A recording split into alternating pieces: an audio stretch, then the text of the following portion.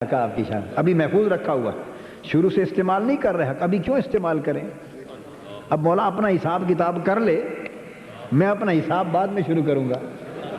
سبحان اللہ سبحان اللہ۔ پہلے عرض کیا اجل حساب، شفاعت کی بات نہیں کی، شفاعت کی بات تو میں مولا اپنا حساب جو کرنا ہے وہ کر، اور ذرا جلدی کر۔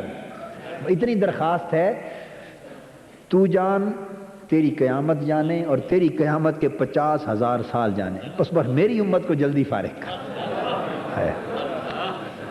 مجھے پتا ہے 50,000 سال کی قیامت ہے، مگر میری امت کو، کسی کی عام آدمی کی جرت ہے کوئی عام عدالت میں کہہ سکے جی ذرا میرا مقدمہ جلدی ختم کرو؟ ہے جرت کسی کی؟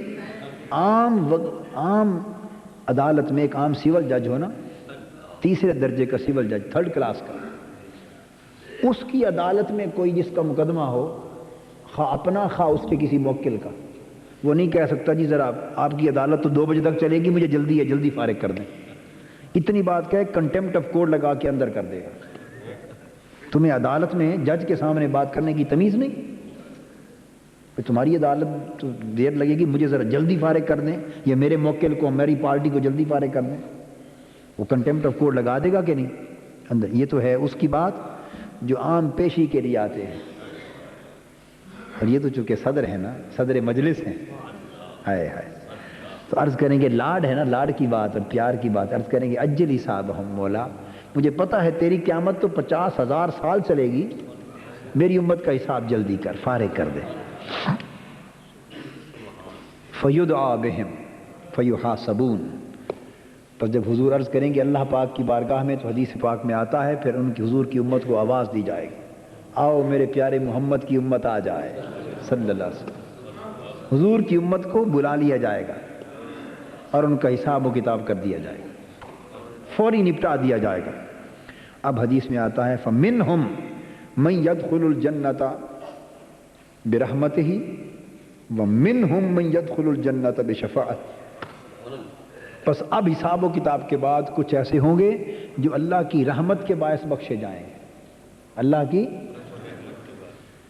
اور کچھ ایسے ہوں گے جو رحمت تو انہی کے لیے ہوگی جن کے لیے وعدہ فرما رکھا ہے ایمان اور عمل صالح والا، اور کچھ وہ ہوں گے جو اس کیٹیگری سے اس کھاتے میں نہیں بخشے جائیں گے، وہ پھر میری شفاعت سے بخشے جائیں گے۔ تو 2 گروپ بنا دیے مولا، نیکوکار تیرے گناہگار میرے، نیکوکار تیرے گناہگار، اترونہا للمتقین، نیکوکار تیرے، ولیکنہا للمذنبین الخطائین، گناہگار میرے۔ نیکوکار رب کی رحمت سے بخشے گئے، گناہگار حضور کی شفاعت سے۔ تو گناہگار وہی ہے نا جو پکڑے ہوئے ہوں گے، گناہگار کی تعریف کیا ہے؟ وہ جو پکڑے ہوئے ہوں گے۔ فرمایا یدخل الجنت بشفاعتی، چھڑا کے جنت میں بھیج دیا۔ حضور علیہ السلام فرماتے ہیں حتیٰ کہ یہاں تک نہ پھر میں لا یزال اشفع، میں شفاعت کرتا جاؤں گا، چھڑاتا جاؤں گا، بخشواتا جاؤں گا اللہ کی بارگاہ میں، حتیٰ کہ وہ لوگ جن کے ہاتھ میں دوزخ کا پروانہ ہوگا، دوزخ کا پروانہ جن کو مل چکا ہوگا اور انہیں حکم مل چکا ہوگا کہ جاؤ دوزخ میں ان کو گرا دو، اور وہ دوزخ کا پروانہ لے کر فیصلہ سن کر دوزخ میں گرائے جانے والے ہوں گے، وہ میرے سامنے آ جائیں گے اور مجھے پکار لیں گے، میں ان کی بھی شفاعت کر کے کہوں گا فرشتوں چھوڑ دو، ان کے ساتھ پہلے بہت کچھ ہو چکا اب چھوڑ دو۔ حتیٰ کہ حدیث پاک میں آتا ہے حضور علیہ السلام فرماتے ہیں کہ جو دوزخ کا بواب ہوگا نا، بواب دوزخ کا چوکیدار، وہ عرض کرے گا آقا ما ترکت لغضب ربک من نقمت، آقا آپ نے تو اتنا کرم کیا امت پر کہ سارے کے سارے رحمت کے کھاتے میں ڈلوا دیے، کوئی ایک آدھ دانہ خدا کے غضب کے لیے ہی چھوڑ دیتے، کوئی دانہ خدا کے غضب کے لیے چھوڑ دیتے، آپ نے تو اللہ کے غضب کے لیے چھوڑا ہی کچھ نہیں۔ ہائے ہائے ہائے ہائے، یہ حدیث تو ہم تو پڑھتے ہی نہیں ہیں چیزیں، بس خالی مسئلے ذہنوں میں بنائے ہوئے ہیں۔ قرآن و حدیث کو پڑھیں تو سمجھ میں آئے کہ مقام کیا ہے حضور کی شفاعت کا، اور یہ جتنی شانیں حضور کی ہیں ان سب شانوں سے اللہ ہی بلند، اس کی بلندی ظاہر ہوتی ہے نا۔ یہ سب چیزوں سے اللہ کا کرم ظاہر ہوتا ہے۔ تو جس نے اپنے محبوب کو اتنی شانیں عطا کر رکھی ہیں، اس کی اپنی شانوں کا عالم کیا ہوگا؟ وہ خود کتنا بلند ہے، خود کتنا بلند ہے۔ اور وہ جو حدیث صحیح بخاری میں حدیث ہے اور مسلم میں حدیث شفاعت، جو حضور فرماتے ہیں کہ اللہ پاک کی بارگاہ میں بار بار سجدے کریں گے نا حضور، تو اللہ فرمائیں گے محبوب ارفع رأسک سل تؤطا واشفع تشفع، قل یسمع لک سل تؤطا واشفع تشفع۔ ارفع رأسک، پیارے ذرا سر تو اوپر اٹھا، ذرا سر تو اوپر اٹھا۔ یہ تو عمومی ترجمہ، اب ہم اپنا ترجمہ بھی کرتے ہیں، اب اپنا ترجمہ، یہ علماء کا ترجمہ ہے۔ ارفع رأسک، محبوب سر اٹھا۔ اب یہ ہم ان پڑھوں کا ترجمہ، ارفع رأسک، محبوب ذرا مکھڑا تو دکھا۔ ہائے ہائے، محبوب ذرا مکھڑا تو دکھا، مکھڑا تو دکھا۔ یہ ان پڑھوں کا ترجمہ ہے ہمارا۔ ہم اس لیے ان پڑھوں کا ترجمہ بتا رہے ہیں تاکہ کوئی اعتراض نہ کرے۔ جب شروع سے ہی کہہ دیا ان پڑھوں کا ترجمہ ہے تو اعتراض کی گنجائش ہی نہ رہی۔ بھائی اتنا ہے، بھائی جس کی طبیعت چاہے پسند کرے وہ لے لے، جس کو پسند نہ آئے یہ ترجمہ وہ جھگڑا نہ کرے، چھوڑ جائے، ہم واپس رکھ لیں گے، چھوڑ جائے، جھگڑا نہیں ہے، نہ ہمارا نہ اس کا۔ محبوب مکھڑا تو دکھا۔ قل یسمع لک، ذرا، یہ اب ان پڑھوں والا ترجمہ شروع ہے۔ قل یسمع لک، محبوب ذرا لب تو ہلا۔ ہائے ہائے، قل، محبوب بول، تمہیں سنا جائے گا۔ اب اس کا معنی ہے قل، محبوب ذرا لب، مکھڑا تو دکھا، محبوب ذرا لب تو ہلا۔ ہائے ہائے، لب تو ہلا، تمہیں سننا چاہتا۔ سل تو ہوتا، محبوب ذرا مانگ تو صحیح، مانگ کر دیکھ تو صحیح ہم کرتے کیا تو ہوتا۔ وشفع تو شفع، محبوب ان پکڑے ہوں کے لیے سفارش تو کر، دیکھ سارے نہ چھوڑ دوں تو۔ ہائے ہائے ہائے ہائے ہائے، وشفع تو شفع، محبوب یہ جو پکڑے ہوئے ذرا سفارش تو کر میرے پیارے، پھر دیکھ ذرا ہوتا کیا ہے۔ ہائے ہائے ہائے، تو حضور پھر سجدہ کریں گے، اللہ پاک امتی امتی کہہ کے سجدہ ریز ہوں گے، اللہ اٹھائیں گے سجدے سے اور فرمائیں گے محبوب فانطلق فاخرج من النار من کان فی قلبہ مثقال حبۃ من ایمان۔ اس طرح پھر 4 بار سجدے ہوں گے اور ہر بار ارشاد ہوگا، اور الفاظ یہ ہیں، یہ تو تھا نا پکڑے ہوئوں کو چھڑانا، یہاں تو معاملہ بخاری شریف میں اس سے بھی بہت آگے چلا گیا۔ یہ تو جو دوزخ میں جل رہے ہیں، دوزخ میں جل رہے ہیں، حکم ہوگا محبوب خود جا، خود جا، فاخرج من النار، جس جس کے دل میں ایمان کا ذرہ بھی ہے اور دوزخ میں جل رہا ہے، محبوب اپنے ہاتھوں سے نکال کے جنت میں ڈال دو، اپنے ہاتھوں سے نکال کے جنت میں ڈال دو۔ فرماتے ہیں فانطلق فافعل، میں جاؤں گا اور اپنے ہاتھوں سے دوزخ سے نکال کے جنت میں ڈال کے آؤں، پھر سجدہ کر لوں گا۔ باری تعالیٰ فرمائیں گے محبوب اب کیا معاملہ، اپنے ہاتھوں سے تو سارے کو نکال کے ڈال کے آیا، اب پھر سجدہ، پھر وہی جملے محبوب ذرا مکھڑا تو دکھا۔ ہائے ہائے، بار بار وہی باتیں۔ تو وہ پھر حضور عرض کریں کہ باری تعالیٰ وہ پہلے جن کو نکال کے آیا ہوں ان کے لیے تو نے شرط لگا دی تھی کہ جن کے دل میں دانے برابر ایمان ہے نا ان کو ڈال کے آ، تو میں تو حکم کا پابند تھا، اب وہ دانے برابر ایمان والوں کو تو جنت میں ڈال کے آیا ہوں، کچھ ایسے بھی ہیں جن کے اندر ایمان ہے مگر دانے سے کم ہے اور ہے میرے امتی۔ فرمائیں گے محبوب میں تو پہلے بتا چکا ہوں کہ میں مالک ہوں، مجھے کون پوچھنے والا ہے، تو جا فاخرج، پھر اپنے ہاتھوں سے جن کے دل میں ایک ذرہ برابر بھی ایمان ہے نا، دانا تو دور کی بات ہے، ایک ذرہ برابر بھی ایمان ہے، محبوب جا فاخرج من النار، ان کو بھی جا کے دوزخ سے نکال جنت میں ڈال دے۔ پکڑے خدا نے تھے، دوزخ میں خدا نے ڈالے تھے، ہائے ہائے، جا ڈال دے۔ حضور فرماتے ہیں کہ میں جا کے فانطلق فافعل، پھر جا کے کر کے آؤں گا، پھر سجدے میں گر جاؤں گا۔ اللہ پاک پوچھے گا محبوب اب پھر سجدہ، آئے، یہ معاملے ہی جدا ہیں محب اور محبوب کے، ایک ہی سجدے سے سارا معاملہ طے ہو سکتا تھا نا، ایک ہی سجدے سے ہو سکتا ہے نا، مگر ادھر سجدہ کرنے میں لذت ہے، مزہ ہے، ادھر ہر بار یہ کہنے میں کہ محبوب ذرا مکھڑا دکھا، اس میں مزہ ہے۔ یہ راز و نیاز کے معاملے ہیں، وہی جانے۔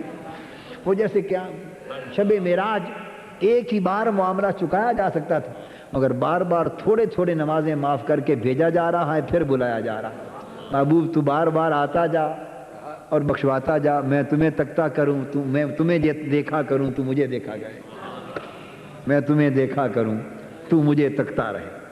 آیا تو پھر حضور فرماتے ہیں کہ اللہ پاک فرمائیں گے محبوب کوئی بات نہیں، اب پھر سجدہ۔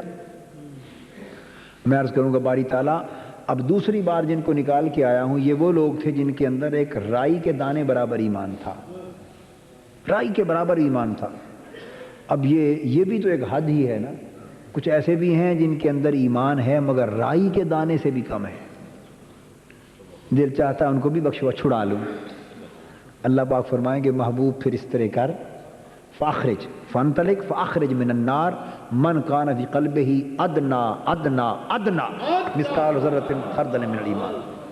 محبوب جا پھر جن کے دل میں ایک رائی کے دانے کے برابر نہیں، اس سے بھی کم، اس سے بھی کم، اس سے بھی کم کسی ایمان کی علامت یا اس کا کوئی سایہ بھی ہے تو محبوب جا ان کو بھی جنت میں ڈال دے، فاخرج خود جا کے جنت میں ڈال دے، خود جا کے جنت میں ڈال دے۔ یہ صحیح بخاری شریف کی آخری کتاب ہے، کتاب التوحید، اس کی حدیث، ان کو بھی جنت میں ڈال دے۔ یہاں میں سوچا کرتا ہوں کہ اللہ پاک یوں بھی تو فرما سکتے تھے نا کہ محبوب اچھا جن جن کو تو کہتا جائے گا میں بخشتا جاتا ہوں، وعدہ ہو گیا بخش دیا، کہہ سکتے تھے۔ اللہ پاک فرما سکتے تھے اچھا فرشتوں میرے محبوب نے ان کی بخشش کے لیے سفارش کی ہے، انہیں دوزخ سے نکال کے جنت میں ڈال دو، اللہ کہہ سکتا تھا۔ اللہ پاک فرما سکتا تھا اچھا میرے محبوب نے ان کے لیے شفاعت کی ہے، اچھا بھئی اس کیٹیگری کے جو دوزخ میں جلنے والے مومن ہیں وہ سب نکل کے جنت میں چلے جاؤ۔ 100 صورتیں ہیں، براہ راست بخشا جا سکتا تھا نا، مگر ہر بار یہ کہنا کہ محبوب خود جا دوزخ سے نکال کے جنت میں ڈال، اس کی حکمت کیا ہے؟ ہر بار خود نکلوا کے اپنے ہاتھوں سے ڈالنا، اس کی حکمت کیا ہے؟ حکمت یہ ہے کہ بخشے تو پھر بھی جاتے، مقصود بخشش تو ہے ہی نہیں، مقصود ان کی بخشش نہیں ہے، مقصود تو یار کو راضی کرنا ہے۔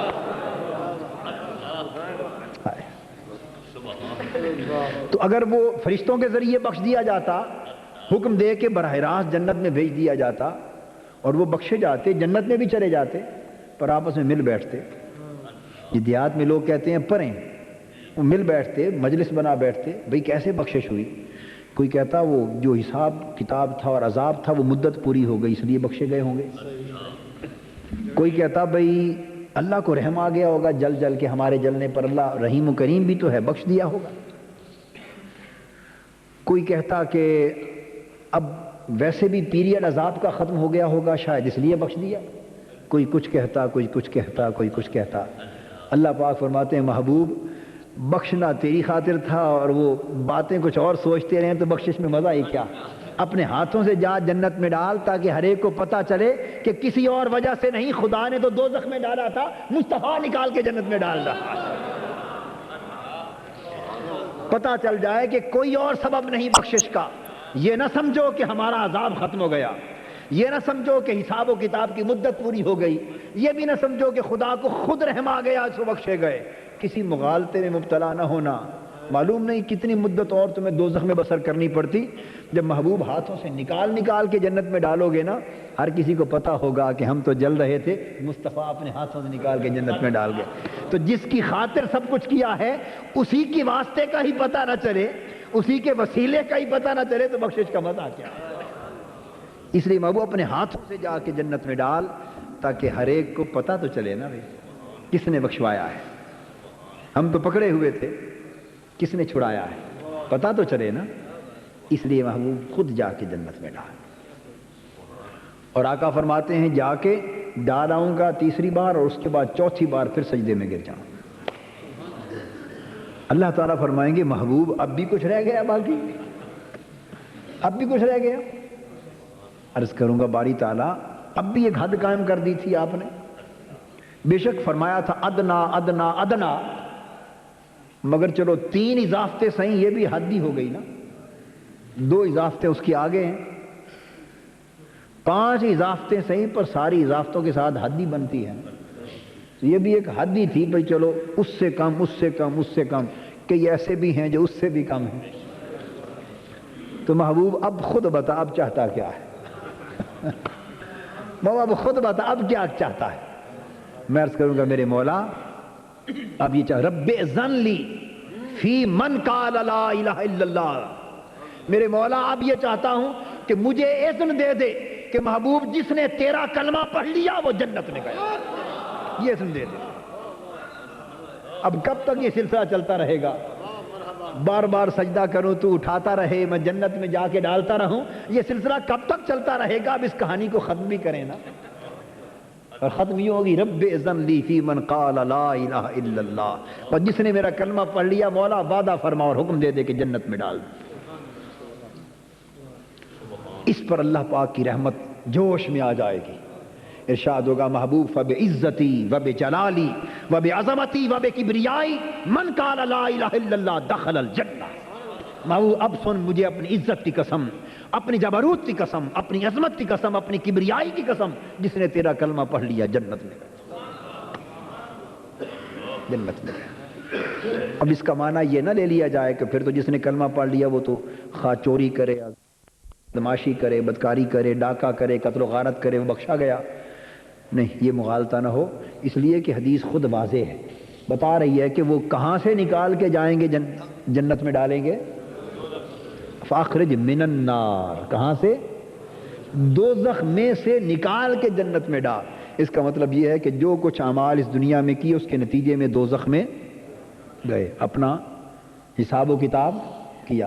تو شفاعت یہی تو ہے کہ اپنے اعمال کی بنا پر پکڑے گئے، عذاب ملا، سزا ملی، دوزخ میں جل رہے تھے، حضور نے شفاعت کی تو پکڑے ہوئے چھوٹے گئے، چھوڑے گئے، جو پکڑے گئے تھے اور جو جل رہے تھے انہیں چھوڑ دیا گیا، یہ شفاعت۔ تو اہل ایمان کی شان یہ ہے کہ وہ بالآخر جنت میں جائیں گے، اپنے حساب کتاب میں سے گزر کر، بولیے، حساب و کتاب میں سے گزر کر بالآخر، اور کفار بالآخر بھی دوزخ میں رہیں گے، ان کے لیے خلود ہے، کفار کے لیے ہمیشگی ہے دوزخ کی، ہمیشگی، اور ادھر بالآخر جنت میں جائیں گے، بالآخر جنت میں جائیں گے، اور مالک پھر بھی اللہ ہے، بارو بار والے بھی ہیں، وہ پہلی حدیث جو سنائی ہے وہ بارو بار والے کے لیے تو ہے، جن کے ہاتھ میں پرچی ہوگی دوزخ کی تو وہیں سے حضور بھیج دیں گے، کیونکہ وہ اپنا حصہ قبر میں پا چکے ہوں گے۔ بھئی دیکھیے قبر، مرتے ہی قبر سے آخرت شروع ہو جاتی، مرتے ہی قبر سے آخرت، تو حساب و کتاب کا مرحلہ ایک قبر میں بھی ہے، کچھ وہ بھی پا چکے ہوں گے، کچھ وہ بھی پا چکے ہوں گے، مگر میں نے تو چونکہ لفظ مالک قرآن نے کہہ دیا نا مالک ہے، تو مالک پابند نہیں ہوتا، مالک پابند نہیں ہوتا، باقی ہر کوئی پابند ہوتا ہے، مالک پابند نہیں ہوتا۔ تو ضابطے تو عدل کے سارے یہ ہیں، اور اس کے فضل پر پابندی کوئی نہیں، جب چاہے جس سے چاہے جیسا چاہے کر۔ تو میں یہ عرض کر رہا تھا کہ یہ حضور علیہ السلام کی شفاعت کی شان ہے کہ جس کو بخشوا دیں گے حضور اللہ پاک بخش دے گا۔ تو یہ بات موضوع تو اور تھا، آج میں اسی پر ختم کرتا ہوں، میں اسی کی تھوڑی سی بات اور کر کے، اصل جو حدیث معاذ بن جبل رضی اللہ تعالیٰ عنہ کی چل رہی تھی، رأیت ربی فی احسن صورت والی حدیث، فیما یختصم المال والاعلیٰ، تو ہم پہنچے تھے آگے جب اللہ پاک کی بارگاہ میں حضور نے عرض کیا اسألک فعل الخیرات وترک المنکرات وحب المساکین وان تغفر لی وترحمنی واذا اردت فتنة قوم فتوفنی غیر مفتون۔ آج بات کرنی تھی ہم نے ان ترحمنی واذا اردت فتنة قوم فتوفنی غیر مفتون، اس پر ان تغفر لی تک بات ہم نے کر لی تھی، آج اس نقطے پر کرنی تھی، انشاءاللہ اگلی نشست میں کریں گے۔ اللہ بھلا کرے کسی دوست نے سوال پوچھ لیا، اس کے باعث اس موضوع پر گفتگو ہو گئی، یہ بات ہمیشہ ذہن میں رکھا کریں کہ حضور علیہ الصلوۃ والسلام کی شان کے مسئلے پہ کبھی دل کو اور ذہن کو تنگ نہ کیا کریں۔ ایک قاعدہ ذہن میں رکھیں، ایک قاعدہ آپ کو سمجھا دیتا ہوں، جب حضور کی شان کا معاملہ ہے سب تنگیاں پھینک دیا کریں اٹھا کر۔ حضور کی شان کے لیے کوئی تنگی نہیں، حضور کی شان کے لیے یہ ایک نقطہ اگر سمجھ میں آ جائے تو سب جھگڑے ختم ہو جائیں۔ بس حضور کو خدا نہ سمجھیں، جو کچھ یہودیوں اور عیسائیوں نے اپنے نبی کے بارے میں اعتقاد رکھا وہ اعتقاد نہ رکھیں، وہ اعتقاد نہ رکھیں، نہ خدا بنائیں، نہ خدا کا بیٹا بنائیں، نہ خدا کا شریک بنائیں، نہ ذات میں نہ صفات میں۔ خدا کا شریک نہ خدا بنائیں، نہ خدا کا شریک بنائیں، نہ ذات میں شریک بنائیں، نہ صفات میں شریک بنائیں۔ بس خدائی سے حضور کو پاک رکھیں، خدائی سے حضور کو، اور باقی ساری خدائی حضور کی ہے۔ ایک خدائی سے پاک رکھیں، باقی ساری خدائی حضور کی ہے۔ خدائی بمعنی مخلوق، وہ خدائی بمعنی الوہیت۔ تو خدائی کی شان حضور کی طرف منسوب نہ کریں، حضور اللہ کے برگزیدہ بندے ہیں، حضور کی شان ابدیت ہے، حضور کی شان بس ابدیت سے خارج نہ سمجھیں، یہ کفر ہے۔ ابدیت سے خارج، ابدیت کا فرق نہ مٹائیں۔ میں کہا کرتا ہوں ہمیشہ کہ اللہ اور حضور کے مابین جو فرق ابدیت ہے وہ نہ مٹائیں۔ یہ فرق ابدیت یعنی بندگی کا فرق نہ مٹایا کریں، یہ مٹانا، تو جس طرح بندگی اور ابدیت کا فرق مٹانا کفر ہے، اسی طرح اس فرق کے علاوہ کوئی اور فرق ڈالنا بھی کفر ہے۔ کوئی اور فرق، رب نے اس فرق کو رکھا، باقی سب فرق مٹا دیے۔ اس فرق کو رکھا، باقی سب فرق، لا نفرق، وہ تو ہے نا بین احد من رسلہ، ہاں میں بتا رہا ہوں لا نفرق بین اللہ و رسلہ، یریدون ان یفرقوا بین اللہ و رسلہ۔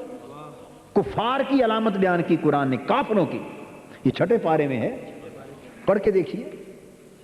کافروں کی علامت قرآن نے بیان کی کہ کافر اللہ اور اس کے رسولوں میں فرق کرنا چاہتے، اولئک هم الکافرون حقا، یہ پکے کافر ہیں جو خدا اور خدا کے رسول میں فرق کرنا چاہتے ہیں۔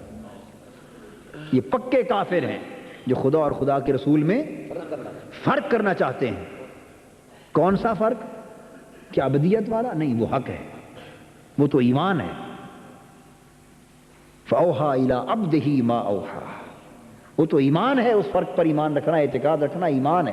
تو پتہ یہ چلا کہ فرق ابدیت کو ماننا تو ایمان ہے، بس اس کے علاوہ فرق ڈالنا کفر ہے، اس کے علاوہ فرق ڈالنا کفر ہے۔ تو حضور علیہ السلام کی شان کا جب بھی معاملہ آئے تو دل و دماغ کو تنگ، اور میں علامت بتاتا ہوں، اگر حضور کی شان کی بات ہو اور دل کھل جائے تو سمجھیں ایمان ہے۔ جتنی بھی شانیں بیان ہوں، جتنی بھی بیان ہوں، جتنی بھی بیان ہوں، دل کھلتا چلا جائے، کھلتا چلا جائے، جس طرح کلی کھل جاتی ہے، غنچے چٹک کے کھل جاتے ہیں نا، دل کی کلیاں کھلتی چلی جائیں اور دل جذب کرتا چلا جائے، ذہن قبول کرتا چلا جائے، اندر فرحت پیدا ہوتی چلی جائے، ادھر حضور کے شان کے تذکرے ہوں، دل باغ باغ ہوتا چلا جائے، اللہ کی عزت کی قسم مبارک ہو تمہیں، سمجھو کہ ایمان ہے۔ اور اگر حضور کی شان جوں جوں بڑھتی چلی جائے، بیان میں ہوتی چلی جائے، محسوس کریں کہ دل تنگ ہو رہا ہے، گھبراہٹ ہو رہی ہے، گھبراہٹ ہو رہی ہے، بے چینی ہو رہی ہے، خطرات محسوس ہو رہے ہیں اور اضطراب محسوس ہو رہا ہے، میں آپ کو سچ بتا رہا ہوں کہ سمجھ لیں کہ اندر منافقت ہے اور وہ کفر کی طرف لے جا رہی ہے۔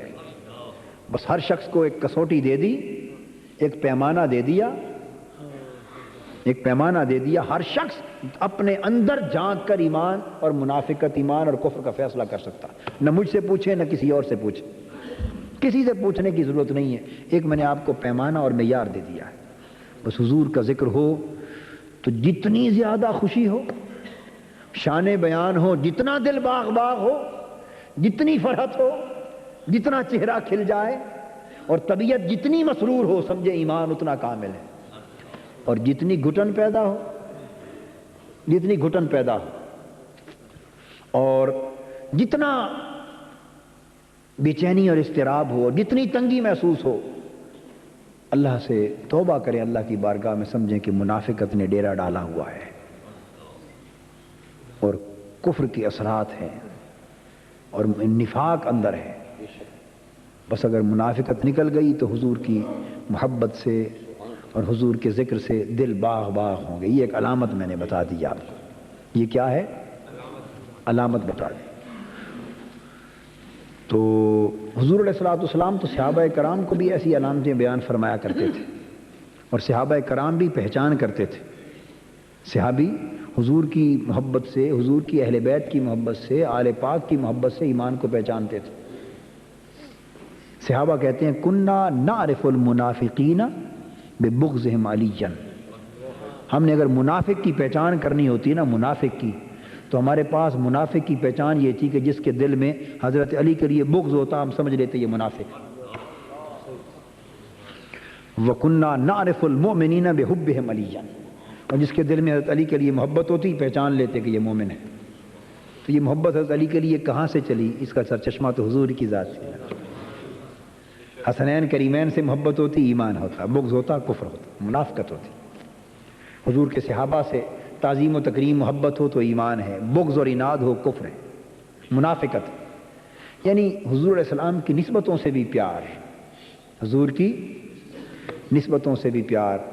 اور میں تو آپ کو یہ سبق سناتا رہتا ہوں، یہ تو بڑی اونچی باتیں ہیں، یہ تو بڑی اونچی باتیں ہیں۔ خواجہ غلام فرید کہتے ہیں تیرے دیس دے کتیاں نب، یہ ایمان کا معیار ہے۔ ہمارے ہاں ایمان کا معیار کیا ہے؟ تیرے دیس دے کتیاں نال ادب، تیرے در دے کتیاں نال ادب۔ ہائے ہائے ہائے، بس اس شہر اور گلی کوچے کے کتوں کا بھی ادب، یہ ایمان ہے، یہ ایمان ہے۔ مجھے کسی ایک عالم نے یہ واقعہ سنایا، خود میری نظر سے نہیں گزرا جو میں آپ کو بتا رہا ہوں۔ میں نے ان سے کہا تھا کہ وہ اصل کتاب مخطوطہ ہے، مخطوطہ، وہ مجھے کہیں سے لا دیں یا فوٹو اسٹیٹ کروا کے دیں، میں خود دیکھنا چاہتا ہوں۔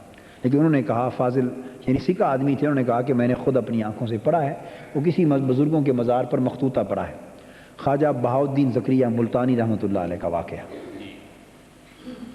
نے بتایا کہ حضرت بابا فرید الدین گنج شکر کا زمانہ تھا، حضرت خواجہ قطب الدین بختیار کاکی، ایسے ایسے لوگ تھے۔ ان کو اطلاع ملی کہ حضرت خواجہ بہاؤالدین زکریا ملتانی رحمۃ اللہ علیہ عمرے کے لیے جا رہے ہیں، مدینہ پاک حاضری کے لیے جا رہے ہیں۔ ہم بھی حاضریاں دیتے ہیں اور بے ادبی کرتے ہیں۔ آیا ادب والے لوگوں کا حال بھی سن، ادب والے لوگوں کا حال بھی سن۔ ہم تو سراپا بے ادبی ہیں، سراپا بے ادبی ہیں، سراپا بے ادبی۔ اطلاع ملی کہ حضرت خواجہ بہاؤالدین زکریا ملتانی رحمۃ اللہ علیہ عمرے پر بارگاہ رسالت مآب صلی اللہ علیہ وسلم کی حاضری پر جا رہے ہیں۔ یہ اکابر اولیاء اللہ ایک دوسرے کی اتنی پاسداری اور حیا اور اعتراف تھا۔ ہمارا تو یہ ہے کہ ایک پاؤ پڑھ لینا، کتنا؟ ایک پاؤ پڑھ لیں تو کسی کو دنیا میں مانتے ہی نہیں، دنیا میں کسی کو مانتے ہی نہیں۔ ہمارا تو عالم یہ، اتنا تکبر، اتنی انانیت کے بت۔ اور ان اللہ والوں کا حال کیا تھا کہ وہ سب اکٹھے ہوئے اور حضرت بہاؤالدین زکریا ملتانی رحمۃ اللہ علیہ کی خدمت میں گئے کہ ساتھ چلتے ہیں، اور مشورہ کیا کہ چلیں حضرت بہاؤالدین زکریا ملتانی کے ساتھ، دیکھیں یہ مدینہ کس طرح حضور کی بارگاہ میں حاضری دیتے ہیں، کچھ حاضری کا سلیقہ ہمیں بھی آ جائے گا۔ ان کے ساتھ اس لیے چلے کہ دیکھیں یہ حضور کی بارگاہ میں کیسے حاضر ہوتے ہیں، ہائے ہائے، تاکہ حاضر ہونے کا سلیقہ ہمیں بھی آ جائے۔ یعنی یہ طریقے تھے ان لوگوں کے، ان لوگوں کے طریقے تھے، محبت والے لوگ تھے، ہائے ہائے، چل پڑے ساتھ۔ وہ فرماتے ہیں کہ جب مدینہ طیبہ پہنچے تو حضور کا گنبد پاک سامنے تھا، اور فاصلے پر وہ کہتے ہیں کوئی 4-5 کتے کافی فاصلے پر بیٹھے ہوئے تھے اکٹھے۔ وہ بتاتے ہیں کہ ہم نے آنکھوں سے دیکھا کہ حضرت بہاؤالدین زکریا ملتانی رحمۃ اللہ علیہ دوڑے اور اپنی ٹانگیں اور ہاتھ پھیلا کر ان 5-6 جو کتے بیٹھے ان کتوں کے اندر مل کے بیٹھ گئے، ہائے ہائے، ان کتوں کے ساتھ وہی حالت بنا کے بیٹھ گئے بس، اور حضور کے گنبد پاک کو تکنے لگے، اور مصرع ایک پڑھتے تھے اور کہتے تھے حضور کتا پہنچ گیا ہے، اب بلائیں تو در پہ حاضر ہے۔ ہائے ہائے ہائے ہائے ہائے ہائے ہائے، کتا پہنچ گیا ہے، اب بلائیں تو در پہ حاضر۔ اور وہ بھی کتے ہوتے تو بھاگ جاتے، کتے ایک آدمی کو پاس آ کے بیٹھے تو کتے کہاں جم کے بیٹھے رہتے ہیں، اگر کوئی کسی کے پاس آئے کتے 4-5 بیٹھے ہوں تو بیٹھے رہتے ہیں کتے، وہ بھی دکھائی تو کتے دیتے تھے، پتہ نہیں تھے کیا، ہائے ہائے ہائے، پتہ نہیں تھے کیا۔ سگت را کاش جامی نام بودے، قیامت بر زبانت گاہے گاہے، ہائے اے کبھی محبوب کبھی تیرے کتے کا نام جامی ہوتا، محبوب کبھی تیرے کتے کا نام جامی ہوتا تو کتے کو بلانے کی خاطر یہ نام ہی تیری زبان پر کبھی کبھی آ جاتا، ہائے ہائے قیامت بر زبانت گاہے گاہے، کاش کتے کو بلاتے ہی یہ نام تیری زبان پر آ جاتا۔ تو معلوم نہیں کتنے لوگ سگ در رسول کا ہونے کی آرزو کرتے رہے اور اپنے بھیس بدل بدل کر حضور کی بارگاہ میں سگ ہو کر جانے کی آرزو کرتے رہے، خدا جانے کیا حال ہے کیا نہیں، مگر انہوں نے کہا کہ ہم نے دیکھا کہ وہ حضرت خواجہ بہاؤالدین زکریا غوث بہاؤالدین ملتانی رحمۃ اللہ علیہ اس حال میں بیٹھ گئے۔ تو ادب تو یہی تھا جو وہ لوگ پا گئے، ادب وہ لوگ کر گئے اور وہی کما گئے، کمائی سب ادب سے ہے، کمائی سب محبت سے ہے۔ اللہ تبارک و تعالی ہمارے حال پہ لطف و کرم فرمائے اور حضور علیہ الصلوۃ والسلام کی محبت اور ادب کی نعمت سے ہمیں مالا مال کر دے، محبت اور ادب کی نعمت سے ہمیں، یہی ایمان ہے، بس سچ بات ہے، یہی ایمان ہے۔ اللہ پاک اس ایمان کو سلامت رکھے، وما علینا الا البلاغ۔